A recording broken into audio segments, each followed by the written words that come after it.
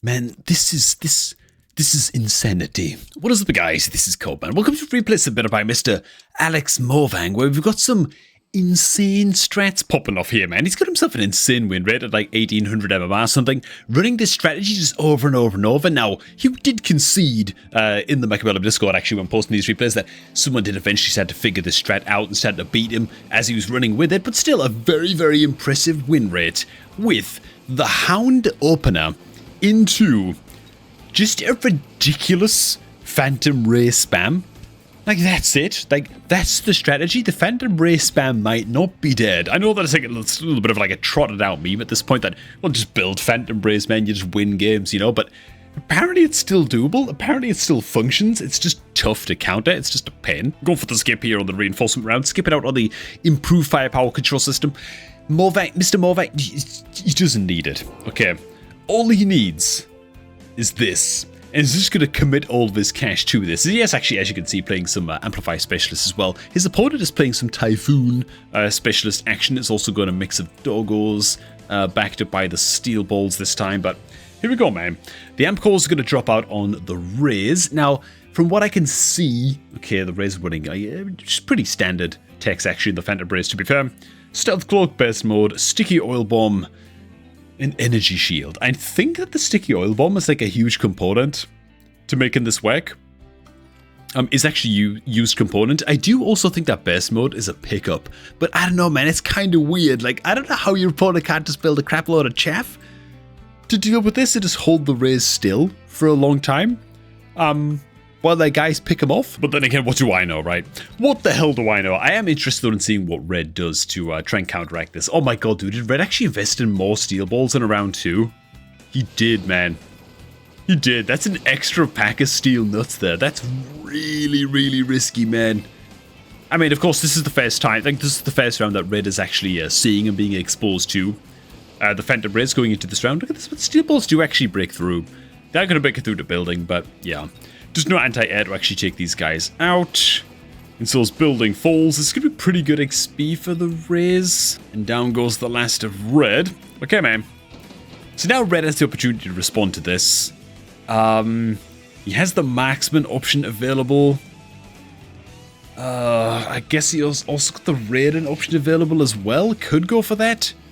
Alex Morvang goes for the Sabertooth and the Cell straight away. Just investing in yet more Ray action. And okay, dude. So the Incendiary Bomb Oil is actually the first tech combo to come out when Morvang is running this build. I mean, interesting. Wait a minute. What the hell did Red go for, man? Did he go for the? Oh, okay. Maybe we went for the Raidens, man. Maybe we went for the Raidens. I didn't see if he like just unlocked Raidens manually. Okay, no, he just unlocked the crawlers. Okay, yeah. So Red actually did just go for it. It was just level 1 Raiden. Then purchased another Raiden, I think, was Red's play here, which, fair enough. I mean, hypothetically, should be fine, right? That should work. I mean, like, they should do pretty good against the Rays, surely. Big old shots coming on in. The oil, oh my god, dude, the oil splash from the Hounds is actually ridiculous how big that is, man. I still forget and underestimate just how big the oil pools are going to be for even just a few packs of Hounds, but that's crazy as hell. So the Rays actually do get their cheeks clapped, insofar as a Ray can have its cheeks clapped. And the Raidens holding out pretty okay. Or Raidens or Raidens or however the hell people pronounce them. I think I'm like the only person on the planet who sometimes says Raiden. It's because of Metal Gear Solid 2, man. What can I say? Oh, for God's sake.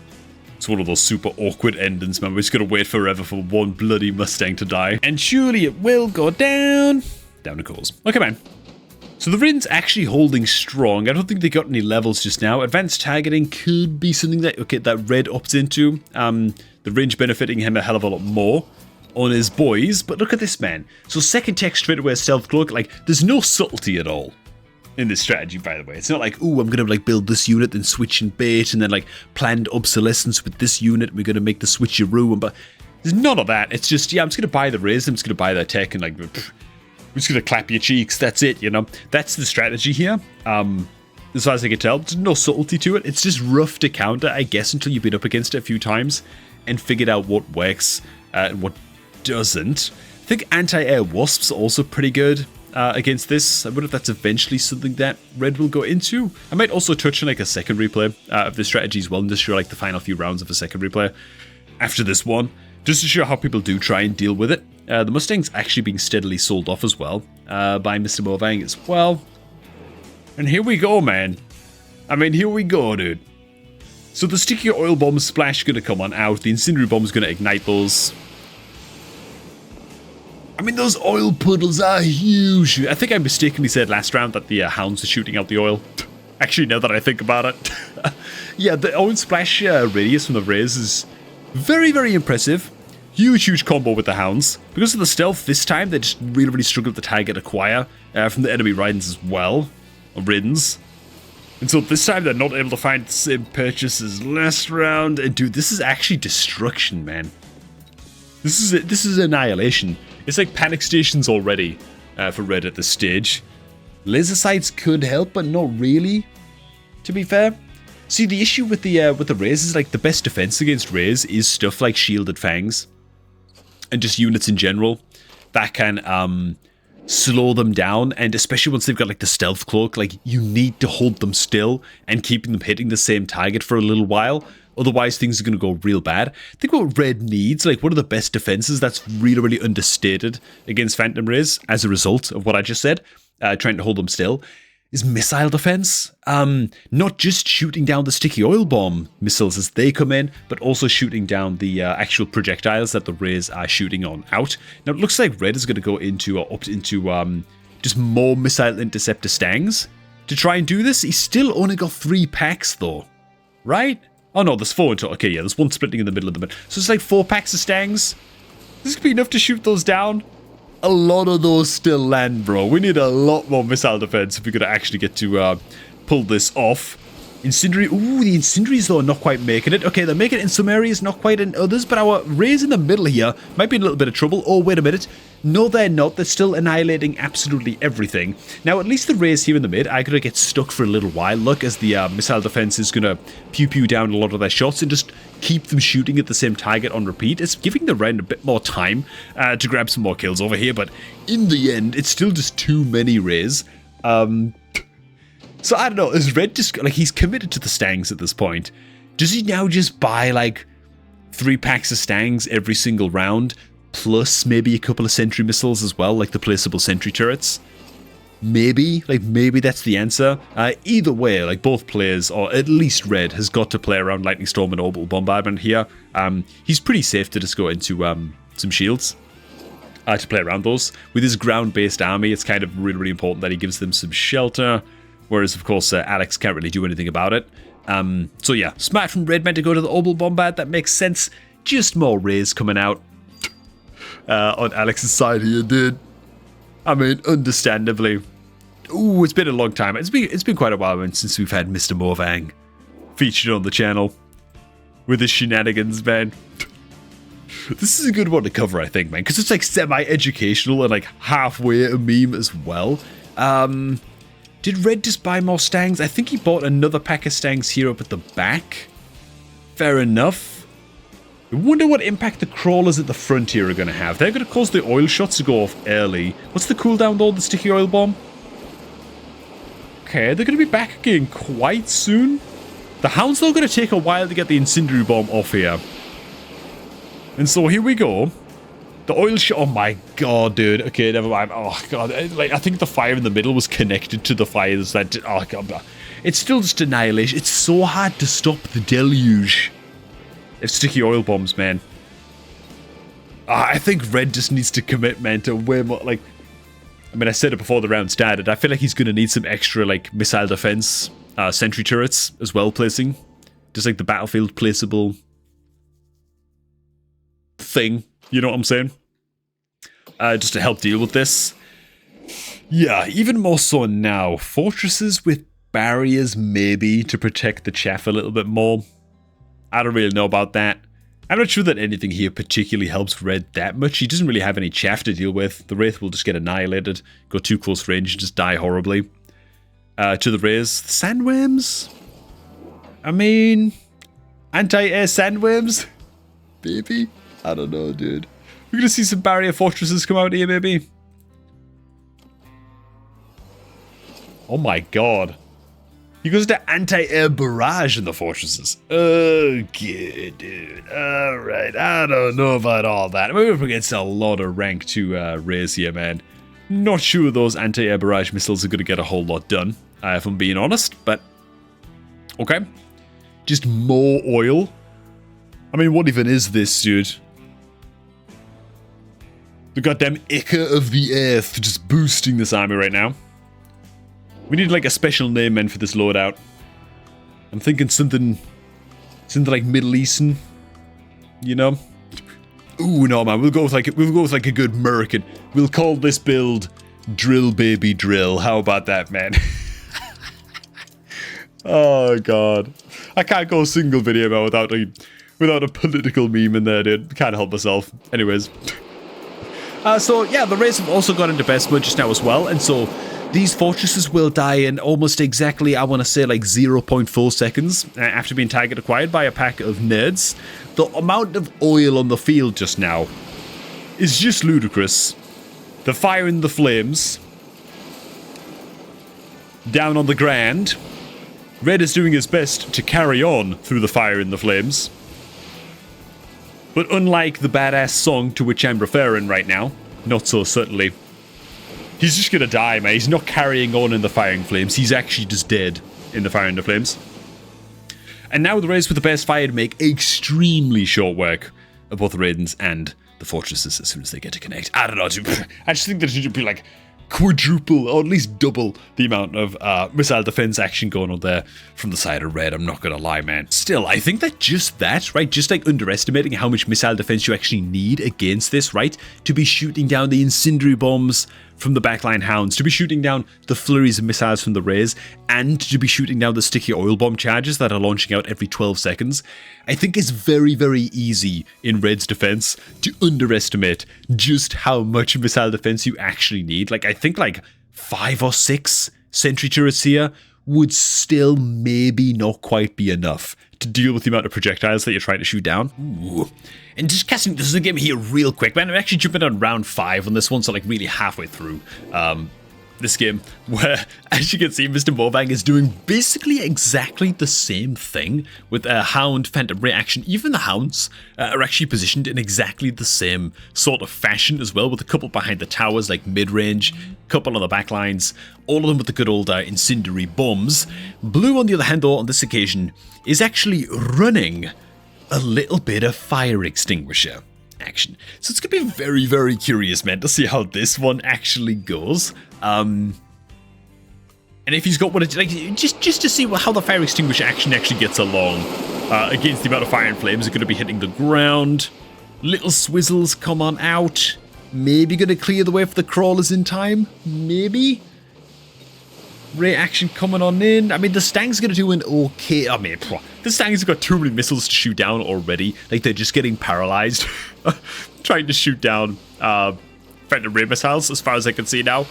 Particularly on the far left side. Far right side, there's enough Mustangs for them to maybe kind of like parry... Oh my god, dude, never mind. To maybe parry the right side push, but never mind, dude. Dude, I don't even know, man. This feels really, really hard to stop.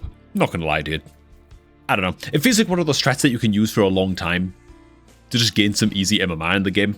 Go on like big crazy win streaks until you start facing opponents who've seen it before. Maybe you haven't watched this video and you being exposed to it makes it so that you're not going to get so easily countered by it and can start to like think up solutions to it right now. For me, my answer at least, I think, would be just a crap load of missile defense and then like anti-air wasps or straight up anti-air marksman. I think either of those would be fine. Particularly quick reload anti-air marksman, I think would be a great answer to this. Riddens can also totally work though, right? Blue did just specialize into range just now, which is a little bit nuts. Sorry, not range, but chain, which actually decreases range by 20. Lightning bolts fires which up to the enemies within 60, blah, blah, blah. I'm not sure that that's really the tech to go for, to be honest. I think it'd be better off just getting more Riddens down at that point. Just get more guys down. Okay, man.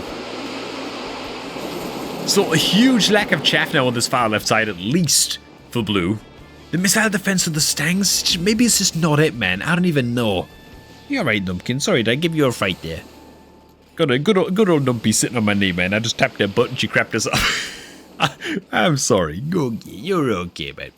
You know, man, they actually did enough and bought enough time with this left side now. Well, the chaff being dead as well from the missile strike, of course, helped a hell of a lot for the Rins to come in and actually get the job done. In fact, the Rins get so much done that they're getting levels already, which is just swell for them. And it's going to buy a whole bit of time here. Yeah, the Rins are a pretty good answer, man. You don't necessarily need to go like an anti-air specialist unit to take care of this. You can go into the raid in action if you got the eco to get that done.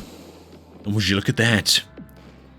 Alex actually drops around, man. He can bleed, you know what I'm saying? Okay. Vulcan steel balls, Akis. Akis for blue? Okay, he's going to start selling these off. Fair play, fair play. Blue also investing in levels into the Rins as well. He's going to be stuck with a couple of backlights for the time being at least. Fair enough. A little bit more backline chaff here as well. I would imagine could be worth it for blue. Crawlers here, crawlers here. I mean, he's got the fire extinguishers right in front of them, so the pools of fire shouldn't be too much of an issue for those crawlers to connect and just waste a lot of time. For red on this occasion. But I mean, frankly, Mr. Morvang's strategy is going to be exactly the same as we saw last round. Stealth Cloak pops on out. I believe he did also just go Sticky Oil Bomb and buy the text for that literally on like round 2. And Incendiary Bombs coming out as well, like very, very early on, rounds 2, round 3. Showing his hand super, super early. Yeah. Oh. And the missile's also going to be blocked as well. Hugely impactful shield. Coming out from blue there too, but just look at the absolute swarm on this dude. I mean, that's ridiculous. The stealth as well is going to make them way more annoying to sort of target acquire. Look at the Rins, dude. I'm actually curious to see if they end up dropping target here in between this. It looks like the bloody Phantom Rays are going to get stuck. Actually, there's enough missile defense for the Phantom Rays to get stuck in attack animation for long enough for the Rins to get quite a lot of work done. It's just not quite going to be enough. That's what I mean. It's so hard to gauge when you're able to outpace this build and when you're safe and when you're not, just because of the sheer amount of missile defense that's required, and it can change so quickly. Oh my god, dude, I don't even know, man. I don't even know. This is a gnarly, cheesy strat. Another happy unit, actually, that Alex did himself point out in a screenshot on the Discord server that somebody actually beat him when he was running this Phantom Ray build, was actually just a few Abyss units in the middle, like an Abyssal-centric army. Few Abyss units in the middle, a whole bunch of anti-air wasps, that kind of thing, but mostly the Abyss. Like, you can see why, right? I mean, you got a huge line of Phantom Rays like this. Abyss sweeps in with that massive, just like mono-direct, like horizontal laser, you know? Taking out a ton of the Rays in one fell swoop like that. I can understand why that would be pretty damn effective, but hell, gonna leave this one here. Thought it was an interesting little batch of games, man, just to sort of touch on. Let me know how you guys would look to counter this down below in the comments, man. Thanks for watching. Been a hell of a long day, so not a super long video from Mechabellum here tonight. But I hope you guys did enjoy all the same, man. And keep the insane replays coming, of course, as always, in the official Mechabellum Discord, which you can find linked down below in the pinned comment and at the top of the description box below this video. Thanks for stopping by, and I'm going to catch all of you all just a tad bit later, man.